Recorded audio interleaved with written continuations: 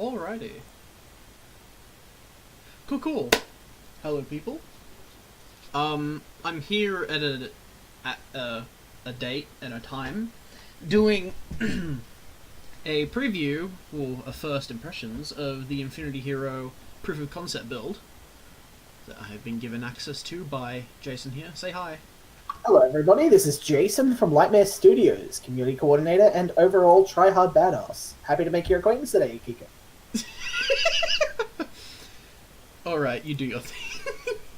Okay, let's see here. Casual offline tutorial. Okay, let's just do the tutorial because, you know, I'm obviously an IW veteran, but I haven't played Infinity Heroes before, have I? So let's go to the tutorial. Iberia, it's good to see Hammer in hand again after all these years. It feels good to be back, Bromik. But we can't waste time. We still have a new war to win. This was unplanned, by the way. I totally just jumped in on this. First, make sure you're in fighting shape. Somebody set us up the bomb. I'm taking a screenshot of that. I am not letting the guy that did that live that down. Make sure you're in fighting shape. I'm now making a somebody set us up the bomb. Also, as we're going through this, I am gonna be noting bugs as I go because obviously Jason's in call with me, and it should be said that while this will probably be really glitchy, this is a first prototype. Okay, this is the first ever released to the public. They obviously still got so much left to do in this game. It is the earliest playable build they've got for us. Okay, so number one for you. Grammar. Number two, this border around Bromik is spazzing the hell out. It is. I feel like they forgot to set the cutoff of the card. The original card art here is actually a PNG, and for some reason, instead of having the inside of it see-through and the outside overlay to a transparent background, it's all just see. So that's problematic. And I've already taken a screenshot, so that can potentially get looked at. I don't know if it's going to be finished up by the time the weekend rolls around, but we'll see. Okay. I'm pressing next now. Oh, please. I don't need this. Welcome to the Genesis Training Grounds! That's what I feel like a support drone would sound like. Stolen Genesis technology to destroy? You know, I might just give it a quick smack. Okay, here we go. What do you do? Oh my god, this is so... Place your thing into the support zone. Oh my god, animations. Yeah, I'm seeing it too. Yikes. This card isn't actually in the game, it's just in the tutorial. But still, that's not really a thing that we want to happen. Alright, and then I'm assuming this is the battle button. Yeah, okay. I'm waiting for you to say your voice line. Begin the attack! For the dawn! You know what it reminds me of? Earlier it was somebody set us up the bomb. This reminds me of For Great Justice. For great justice. Stand by. How are you, gentlemen? Stand by, activating defensive drones. Oh, is it going to do something? Move the unit to the attack zone, okay. And also place another unit. This is your cue. Footman! Let the paladin attack first. It says keep up the pressure, deploy another unit. Oh shit, I've got to deploy. Okay. I didn't even notice that one over there. Okay. Yeah, we got branching paths in the tutorial because we're amazing game designers. Huh. Footman let the paladin attack first. Hey!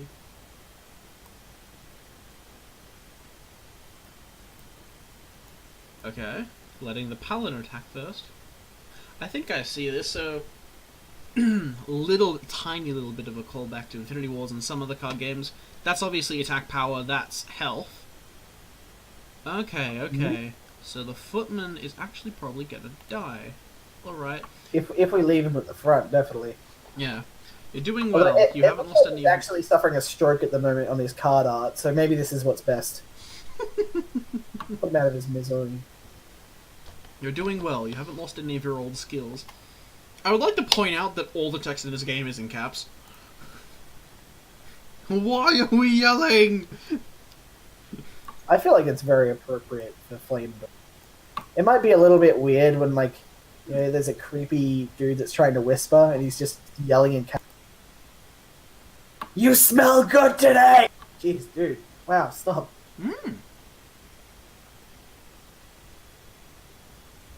Non-Genesis errors detected. Error engaging offensive protocol. I feel like that... Okay, one, this art suddenly got really, really pixely.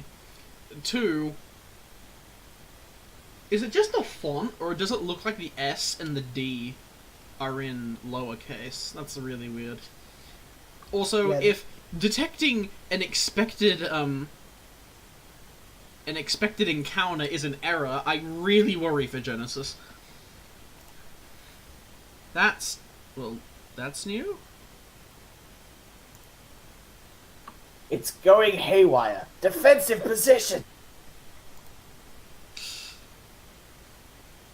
Alright, I think I'll just put...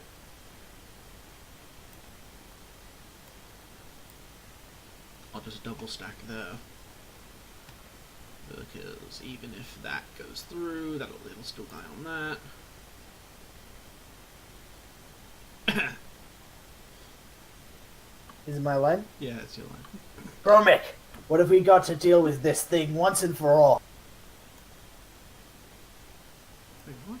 Hold on, get out there and... Oh shit, I didn't summon again! God damn it! No. I don't notice them popping up over here on the left.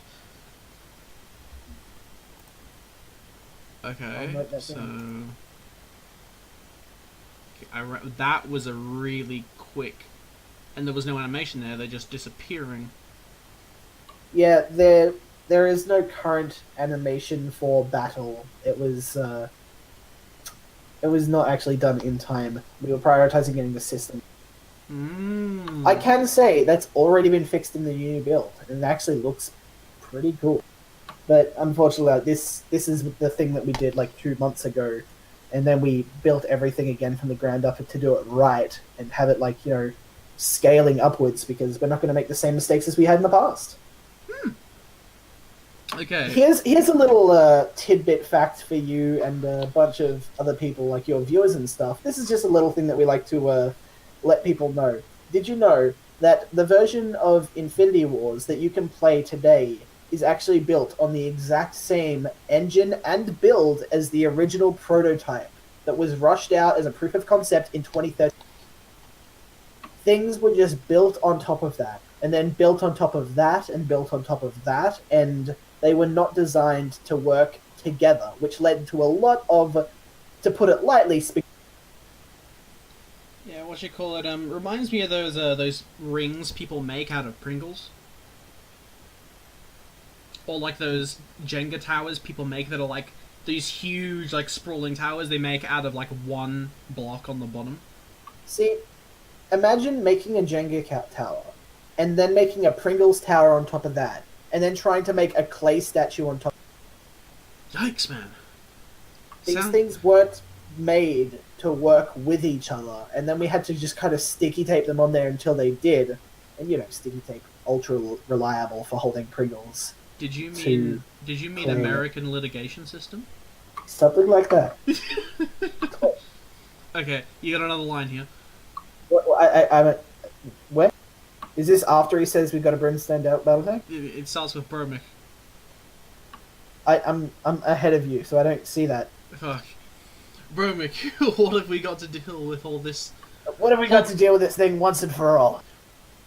Hold on. No, it's another one. Burmic, what have we got to deal with this thing once and for all? What have we got to deal with this thing once and for all? It does make grammatical sense, this one. The other one's wrong, but this one does make grammatical sense at least. We've got a brimstone battle tank, friend. Your ultimate unit. Alrighty? Then let's finish this. Play your ultimate unit. Alright. Whoa, okay.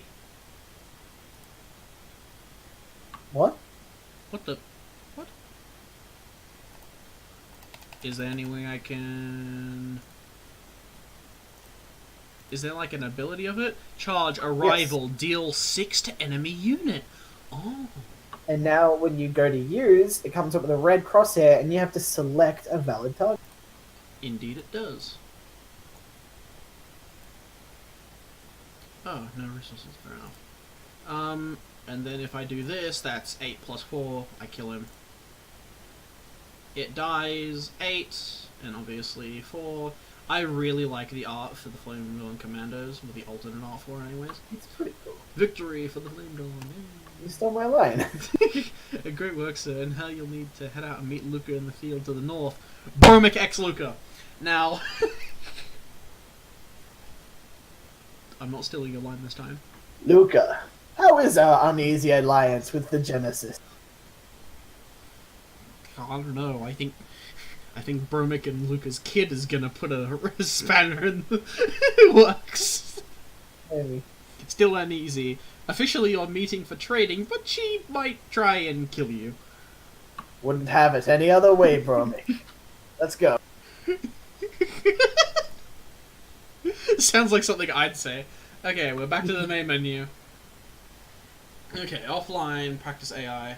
So currently there's only 3 heroes available, is there? There's 6. If you want to change your heroes, go ahead and click one of them. It'll come up with the menu, and you can select your heroes from... Oh shit, I can play Agent Coil, the Divine Demonic. Okay, hero skills is broken, by the way. Ignore. Yeah, I'll note that down. Hero skills are broken at the moment? So we can't As in, use like, just see the button just below the middle character that says hero skills? That is intentionally supposed to be a little Bible that tells you every single hero, all of their cards and what they do, but it's currently broken where it just says Flame Dawn Aspirant for every single person. That's not right. So we'll fix that, hopefully. Actually, hold on. 1, 2, 3, 4, 5, 6. Okay. Remember, I thought there was missing someone in there as well. Feedback, Discord. I will leave the link to the official Infinity Heroes Discord below, as well as the link to my own Discord, if you want to join in. I just knocked over an old milk carton. Ignore me. Yeet. Just throw it back on the growing pile of cartons back there. Okay, offline. Let's play some practice matches, just so we know what we're doing. Go for it. So, at the start, have you started up the game? Yeah, I think it's broken. Holy shit. It is definitely broken. Okay. Yikes. If you click the button at the top left, you can go back to the main menu. And then if you go back into it, it works fine. That's weird, but... What? First demo, everyone.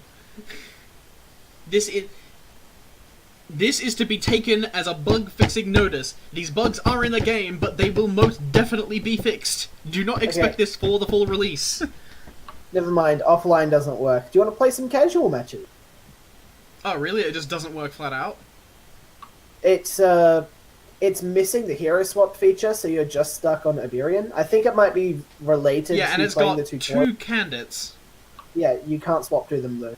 Huh. Okay, so if... I have a theory here. I'm going to quickly test this out, because this is somewhat this feels relative to a bug that we had in the past. Okay. And we had a potential fix for it. So let me just quickly see this. I will say, just off the bat, like this, when you're selecting your card on the left, how it like zooms up is really, really cool. I like that a lot. And if I hold my thing over this... Okay, if you close and reopen it, it does work. It only breaks if you've played the tutorial in your current session, which was an old bug that we thought we fixed. Apparently we did. Well then. Oh shit, you know what? I've left my donation goal up this whole time. Whoops. Also, the tutorial is the thing that breaks the hero skills button. So if you open your game again... So basically, don't play the tutorial. Play the tutorial, and then reopen the game to do anything else. Okay, really quick. There isn't a blatant quit button. Do I just have to press escape? There's the X button in the top corner. Unless you're playing full screen, I'm playing full screen. you may have to press escape or Alt F4 or something. Worst case scenario, panic. I'm just gonna Alt F4 and everyone's gonna see my horrible screen. My horribles. Those are both.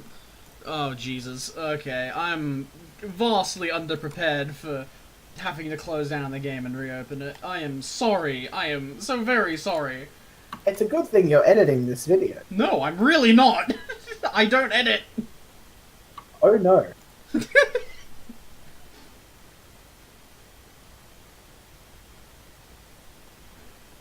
I told you, like, editing is the one thing that I flat out don't know how to do. Okay, we're back. Okay, let's try offline. Alright, select a hero whose deck I want to draw from. Allow me to run you through the entire what this is. So, at the start of every single turn, you will select the hero that you take into that specific turn. The hero that you select will determine what cards you draw, as well as the hero power, ultimate unit, and ultimate spell you have access to for that turn.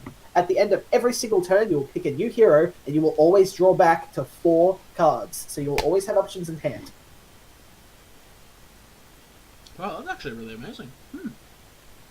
I guess that's kind of what sets Infinity Heroes apart, in some sense. Well, it's one of the many things that'll set it apart. But I think first turn, I'm going to go with Iberian here.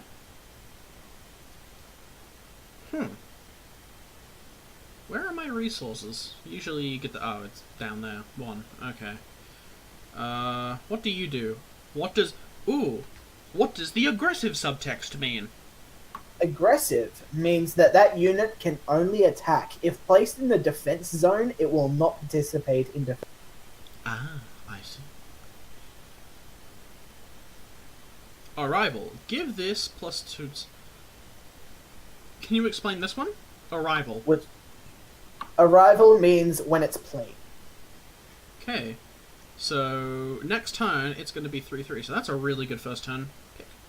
So I will do that and do... It does say gain +2/+2 for the next turn. It will go back to being a 1/1 later on, but it will have that one turn of being a 3/3, which means that it won't really take a whole lot of threat from any of the other turn 1 things that will be played that turn.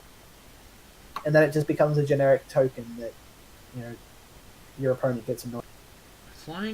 Aerial Commando has flying, so obviously we'll fly over the top of other things. Charge is it goes straight into the zone.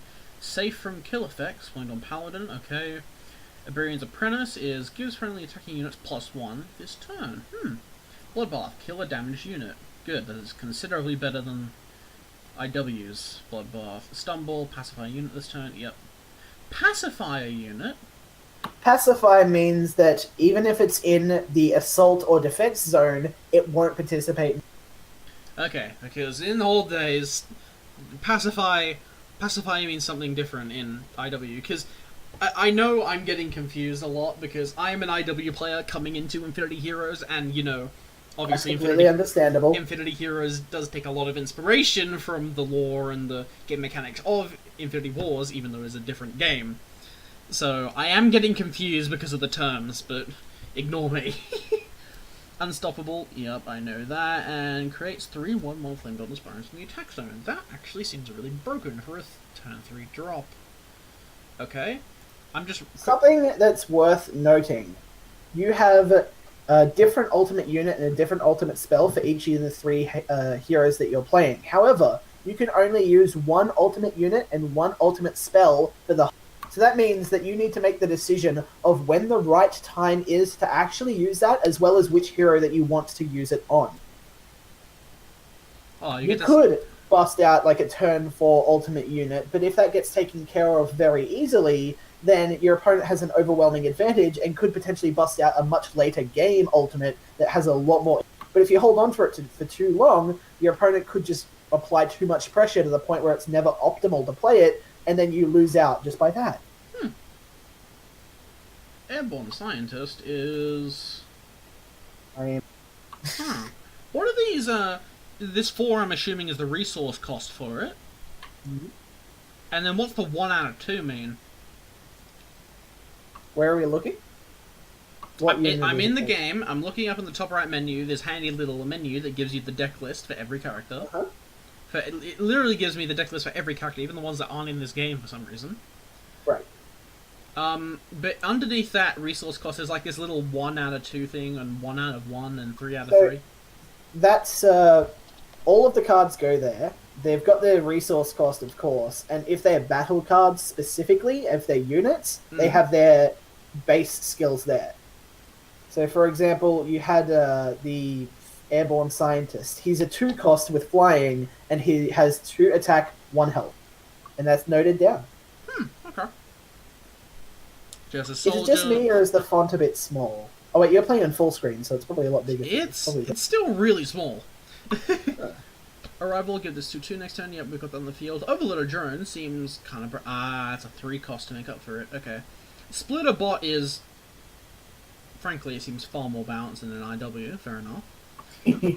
Cannon fire, deal 4 damage to an attacking unit. Alright. Upgrade. Uses the art for the other upgrade one. Fair enough. A little more secret. Cycle 2 cards every turn. Ooh, that's really nice. Cycle is actually a completely new mechanic, by the way. What Cycle does is, if you don't play any cards, you will always ditch the card at the furthest left, and like in the actual game, you can rearrange your cards so you can choose what you discard. But with Cycle, instead of doing 1 every turn, you can do multiple. So we've got plans for cards that have like Cycle 2, so every turn you will throw away 2 cards in your hand and draw back more, so you can really double down on a specific hero. However, if you get to the point where like you get 1 or 2 cards in hand that you want to keep for later use, you need to find a way to kill that guy with Cycle, or stop his effect somehow, because you're not going to keep those cards. You're going to cycle them out and throw them away and draw new cards, and then you won't be able to play into your plan. Overclock. Huh. I have a question. Elita Immortal Searcherer is I'm assuming the ultimate unit, and Overclock is the ultimate ability for Luca, right? That's correct. Then why is Minibot here at the bottom, just there? Minibot is what spawns from Splitter Robot. So we have it so all the cards are there, and any tokens that are generated that are just a part of their deck go at the very, very bottom. Oh, okay. Okay, I see how that works then. And ability... Oh, and you can, like, filter out abilities and units. Yep, all abilities units. Arrival, kill... Bloodthirsty Dead, Arrival, kill a friendly unit. Oh, but it's 6/6. Yikes, yeah. Bloodthirsty Dead is still as broken as it is in the old game. So, each deck has its own specific playstyle. Patient Zero, his deck is all about getting a lot of little dudes out there, and then either buffing them, or killing them himself to get bigger dudes or spell. Oh, okay. Okay, Endless Horde Aggressive, we've already seen that. Zombie Scavenger. Speaking on a personal note, Patient Zero is kind of bullcrap, specifically for his ultimate unit. My style of play is always, I really enjoy buffing up 1 or 2 units and just like keeping them safe and then going aggressive with them. Eaten by Zombies, which is Patient Zero's ultimate spell, means that you take control of an enemy unit. So I will buff up a thing all game, and then Ruben will just take it like, yoink, that's mine. I'm like, oh no! And he knows it, and he definitely plays that against me with that exact intention, which is unfortunate that I get beaten so easily, because he just knows that I like...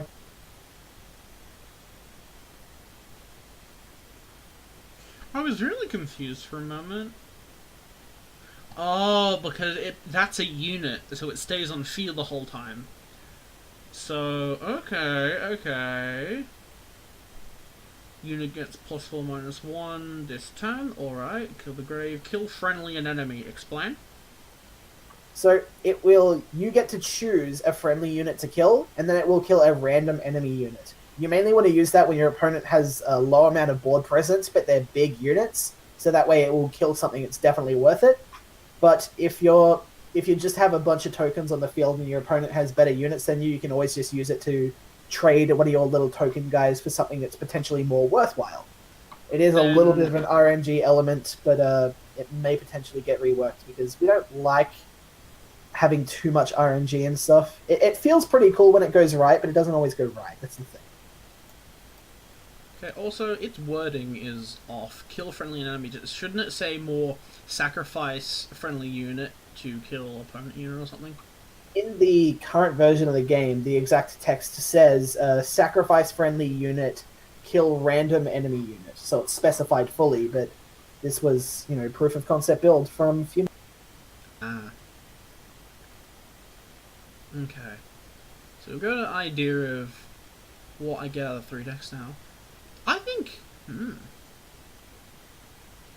This is really interesting, because I see Plague Bringer and I see all friendly units get +1/1, plus it has a body for 6, when Luca's ultimate ability is 5/5 next turn for 7.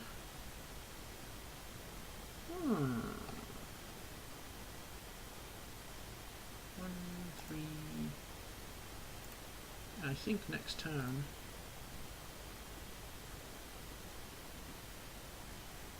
No.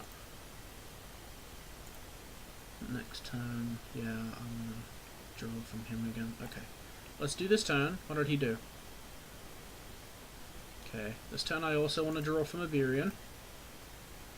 Ah, and that's perfect. Iberian's Apprentice. You're 1/1. I don't really worry about you. Let's just go ahead and do things. We can't really see what things our opponent's using here, though. We can tell Genesis, at least. Oh no, I lost a health. This is his 3. So in other words, I have what I want on field here. I think drawing from Luca or Patient Zero would be the best move here. I'm going to try drawing from Patient Zero. Fill the graves, alright. Ah, that's a bummer. Hold on, 1-0 this turn.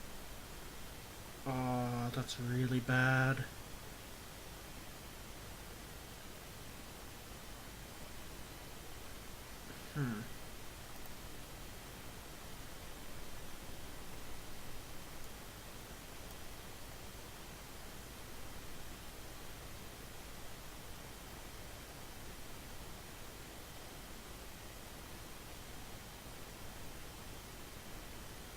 Yeah, okay.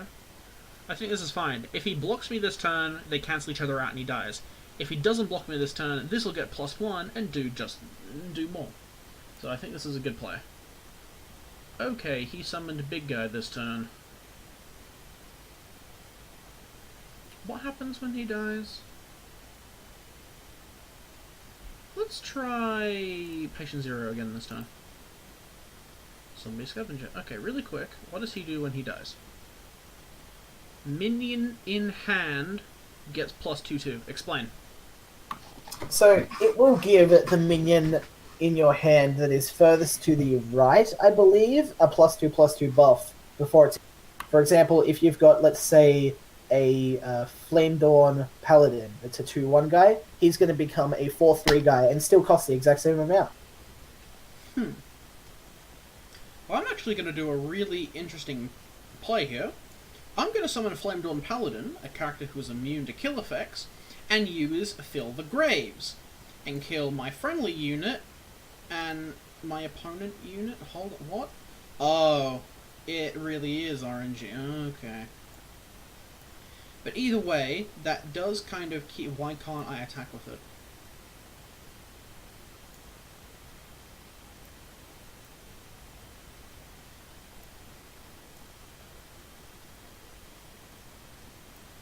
Oh, but... Wait! That's interesting. Mm-hmm. See, you could do... There were a few interesting plays you could do in the previous... In IW, where you could kill unkillable characters as, like, as a cost. Say it was something like, you have to kill one of your cards and one of the opponents, right? You could kill off your card, right, and it would still kill your opponents, but it wouldn't kill your card because it's immune from kill effects. But it seems like it does actually do that in this game. which is unfortunate.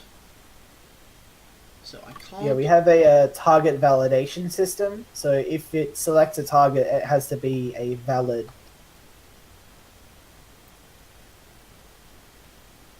So what I'm actually going to do here...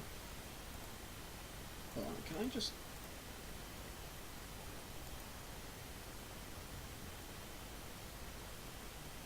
Okay, which one did I can put this one here. Okay. Here's my line of logic on this. Mm-hmm. Okay. I'm gonna use... I summoned my other scavenger. I'm using Fill the Graves, please. I'm killing the zombie scavenger I just summoned this turn. Since he's not on field, right, I can't get any advantage off of him, but when he dies, I still get a little bit of a bonus. Okay? And so it'll kill one of those things. Doesn't matter which. Okay?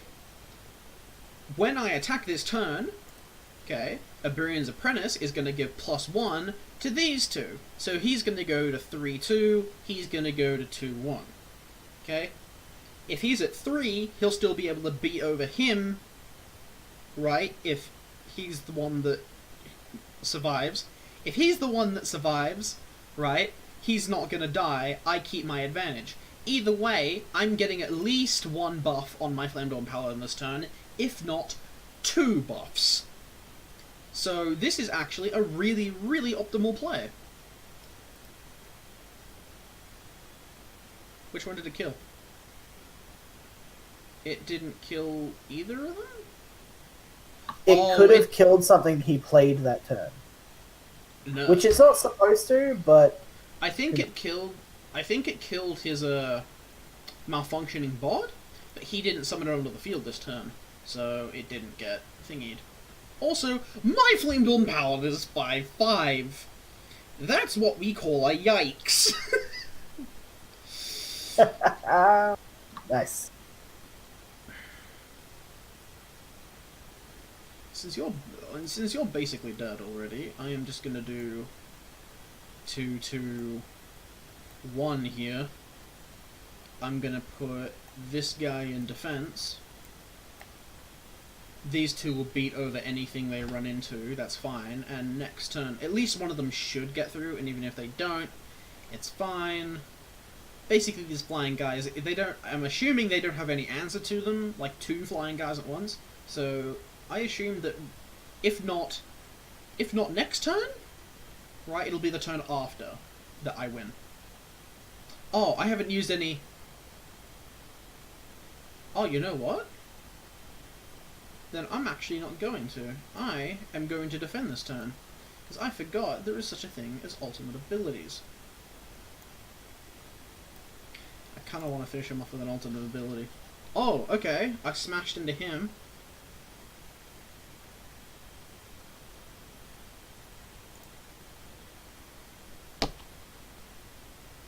Oh, snap. I don't have enough resources. Alright. Alright.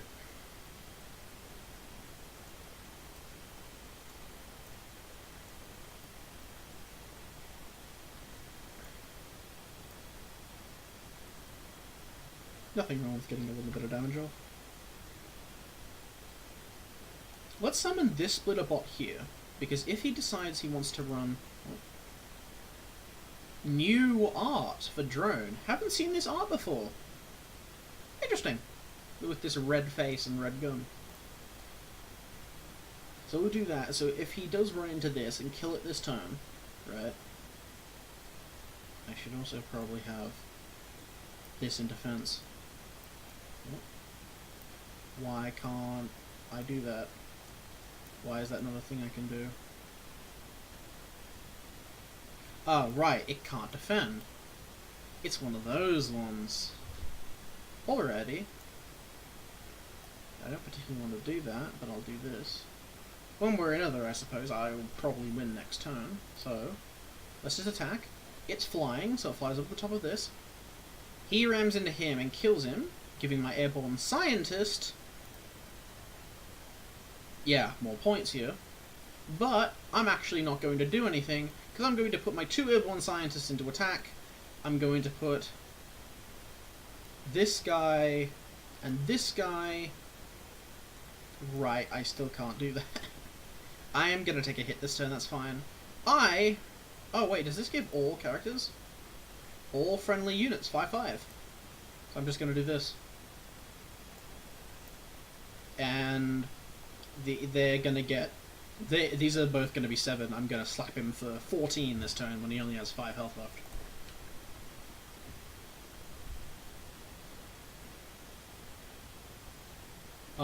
What? Excuse me?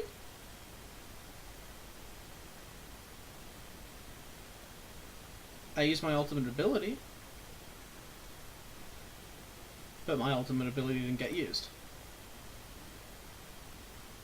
That may be a bug, my dude. Jason. Yes? Just now, to finish the game, I popped my my Luca ultimate ability, you know, the Overload plus 5/5. Yep. And it didn't buff any of my characters. It will happen next turn. It's not very clear in the wording there. It's supposed to be you will get +5/+5 next turn. It might say that, I'm not 100% sure, but we have had notes that the wording there isn't 100%. Ah. That would be it.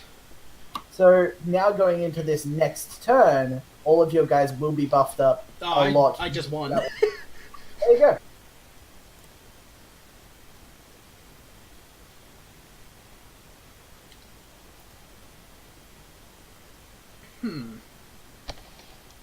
Let's stop for a moment. Let's go to hero skills. Okay, here we go.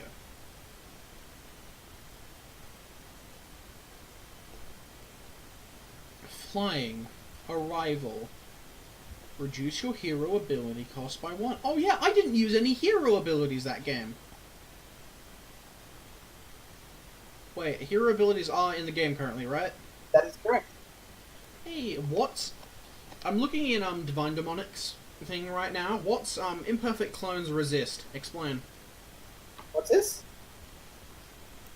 Imperfect Clone. Resist. Yeah. Oh, that was changed. I will be completely honest. I don't know what it is. So, hold on. I might be able to potentially find the answer. Give me a moment.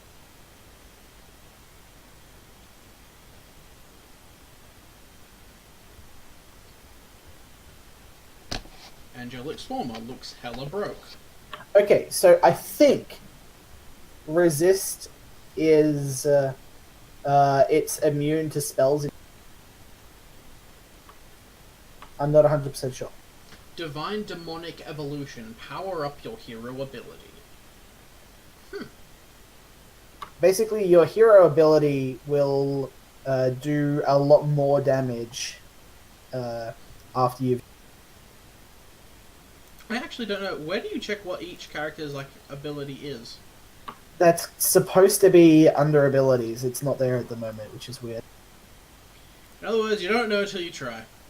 Pretty much. What a way to encourage you to get into the game and play some amazing Infinity Hero. That was hand-fisted. Oh hell, I apologize. I'm going to play a little bit more offline so I can get the handle of these abilities. Perfect.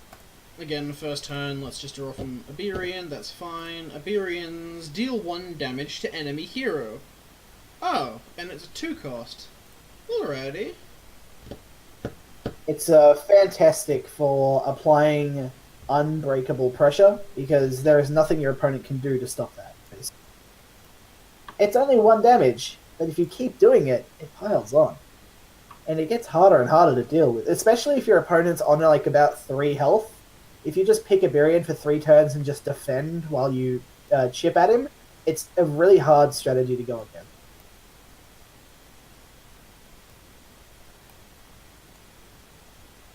One of the earliest metas that we saw in the Lightmare offices involved hard rushing with Iberian and his charge units, then swapping out to Luca to buff the units that are still alive, and then swapping back to Iberian to just finish them off with hero power while you defend with your buff. What's the passive ability Garrison? Garrison means that it can only defend, not attack.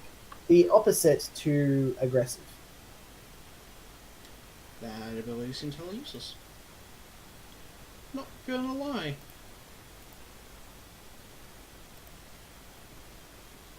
There are things that are not currently in this build that will affect that a lot more. For example, we'll be having guys that have an extremely ridiculous amount of attack power that have garrison. So anything that charges into them will pretty much, but like they can only be used defensively to really like balance that out, sort of thing.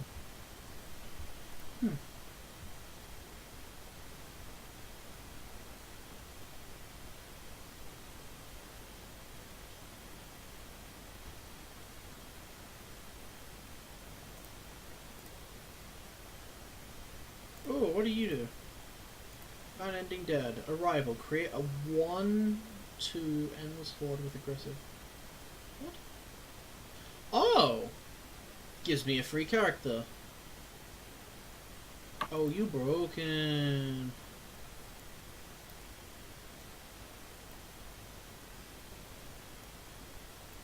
You've got flying, don't you?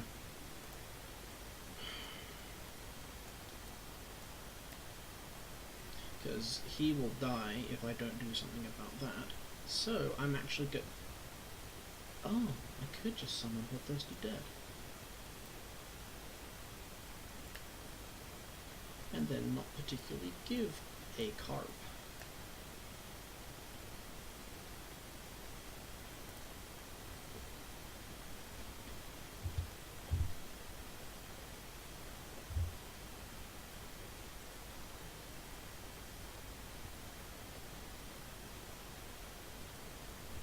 Did I misread?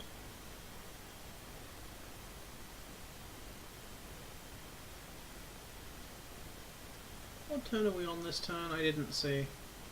Ah, turn 4. So turn 5 we can get to start using Lucas combat drones. Or flying. Yikes, my throat.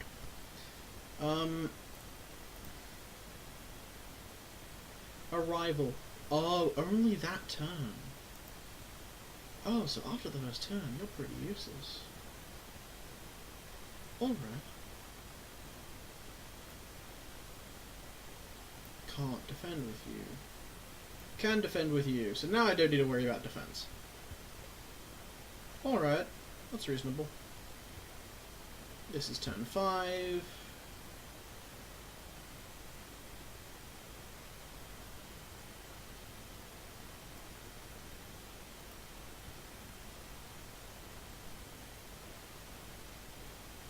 I am really tempted. I'm really tempted.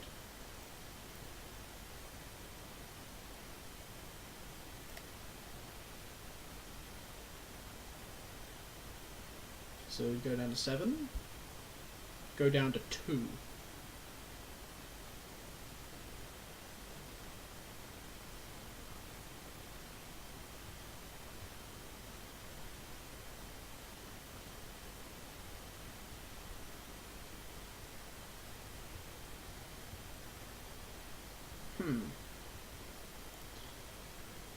I am going to draw into a Barian, because I'm actually going to... What?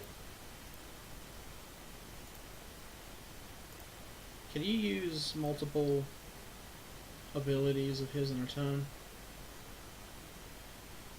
The hero power, you mean? Indeed. You can only use a hero power once per turn, but you can use it every turn.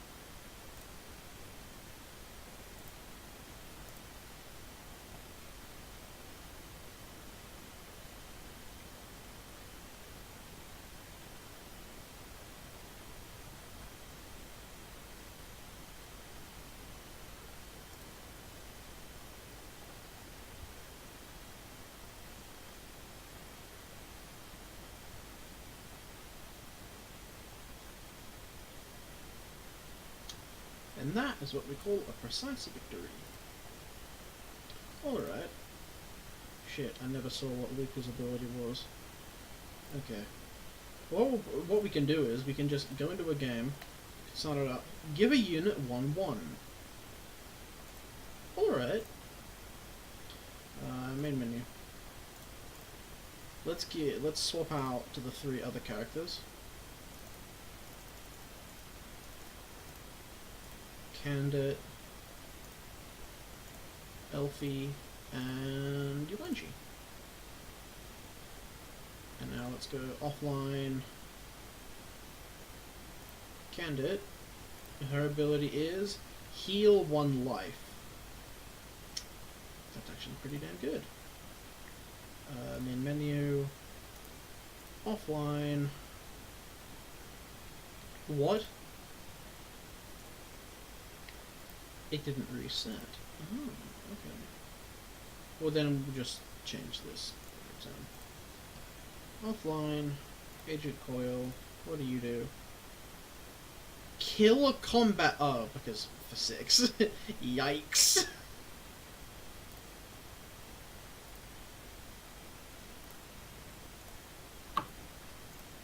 Something else that's noteworthy.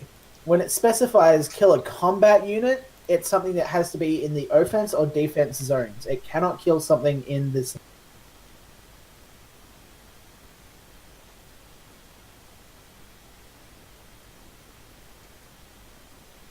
I have a question to ask. Go for it. Why is Yuanji's ability Daode's ability? Sorry? You know a little bit about IW, right? You know the 3 sages. One's morale, Yes. one's damage, and one's health. Yes. Why did you give the damage sage the health ability?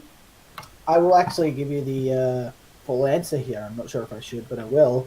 That was originally created as a Daode deck. However, at the last minute, it was changed to Yuanshi because we got some poor internal feedback regarding the quality of the Daode artwork.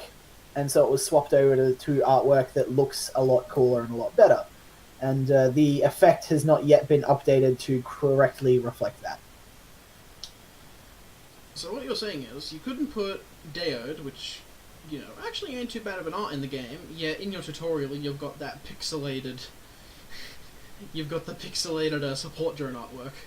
Alrighty then. It's not great. We figured that, like, a thing in a tutorial... Like, this was the tutorial that was thrown together in, like, I think it took about a day or 2. I'm not 100% sure. It could have taken longer than that. But it was not invested a whole lot of time into because we believed that we would just have to recreate it when we got the refactoring out of the way. It was just a proof of concept to get something out there and give people a vague idea of how the general gameplay works. What the hell is this thing on the right? I'm also not 100% sure. There were additional missions in the tutorial, and it didn't ask you if you wanted to play into them, which is strange. Hey, on the right, there's this little meter thingy. What is that? That is supposed to be where it shows you all of the cards that were played last turn and the turn before that. However, it's not correctly functioning at the And the one on the left? I believe that one is what your opponent has played in the last few turns. I'm not 100% sure. They were placed there for a reason that I do not know, but they do not accomplish that reason. We were about to start caring about it, and then we were like, okay, we got to just rebuild everything to make it pretty and to make it work. So now it works, but those things don't work in the old version, which is the version we currently... This year expense, what you call Clue, is an expensive ass deck.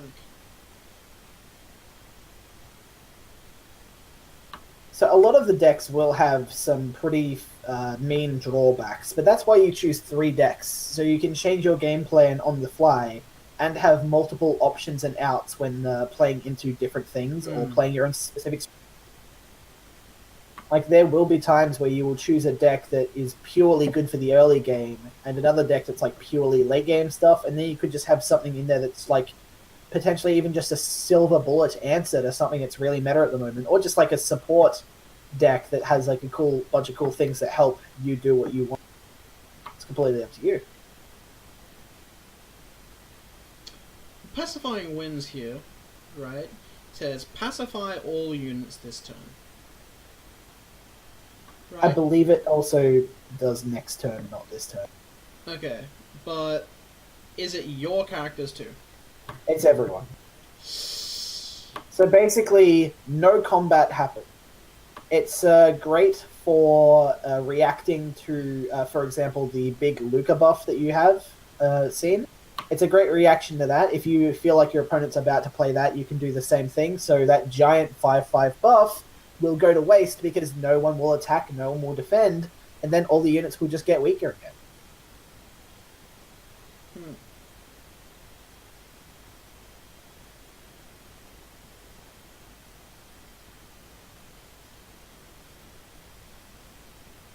Gotta say, right now, I think Luca's ability is by far the strongest. It's definitely the most versatile. Eagle Eye has me interested. End of the turn, deal 1 damage to enemy hero, just regardless of it, with it just sitting on the board. Yes, you can place them in the support zone and leave them there just to do damage over time. However, remember that board space is limited, so having him there means that you will have the ability to play less things per turn. These are decisions that you have to make, and you won't know if it's the right thing that you've done or not until a few turns later when you see the results. I really, really felt that lost. I think the first game I played, right? Like, I had such a really good board setup, but I couldn't use everything. That's it. Now, the one I'm really interested about, okay. Demon of Something Eternal to Night. note. 7 cost!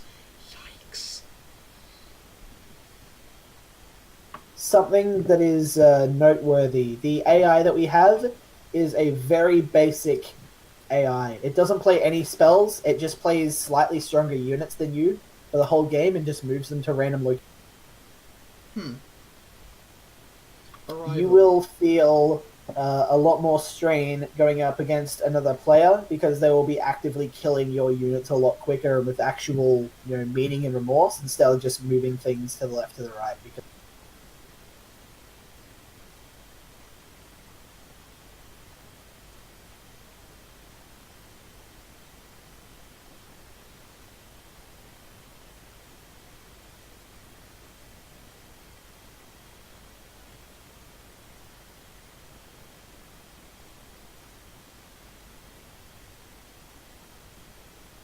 Oh, dang.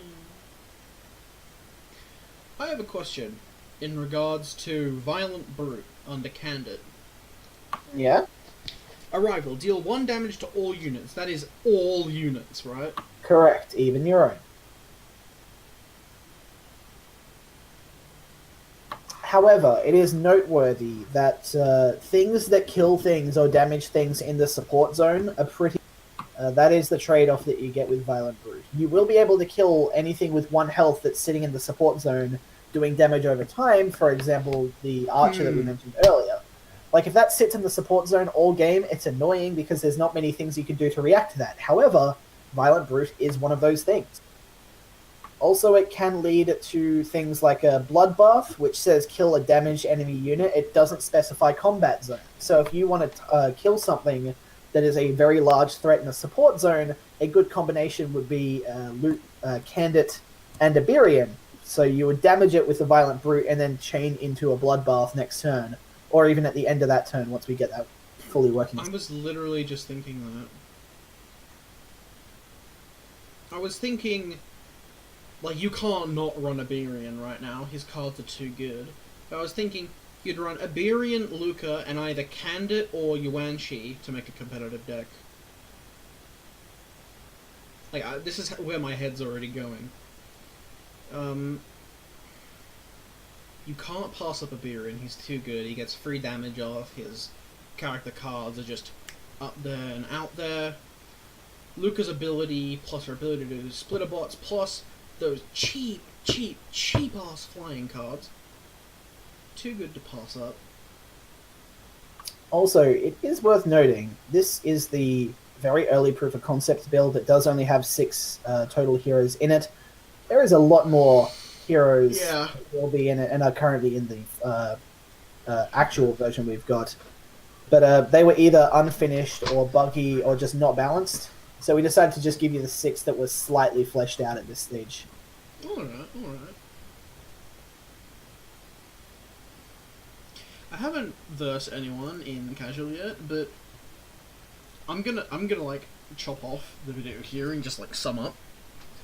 Okay. So far from what I've seen, like the actual, as we thought, right, with the actual concept and like the system that the game implements, it's awesome. But right now, obviously, this is a really early build. It's riddled with bugs and such. It reminds. Right now, we're playing Infinity Heroes in Infinity Wars game state, but obviously it will not stay like that for long, because obviously Lightmare has gone to great lengths to make sure that this is not a repeat of the Infinity Wars situation. Can I get a quote on that, Jason?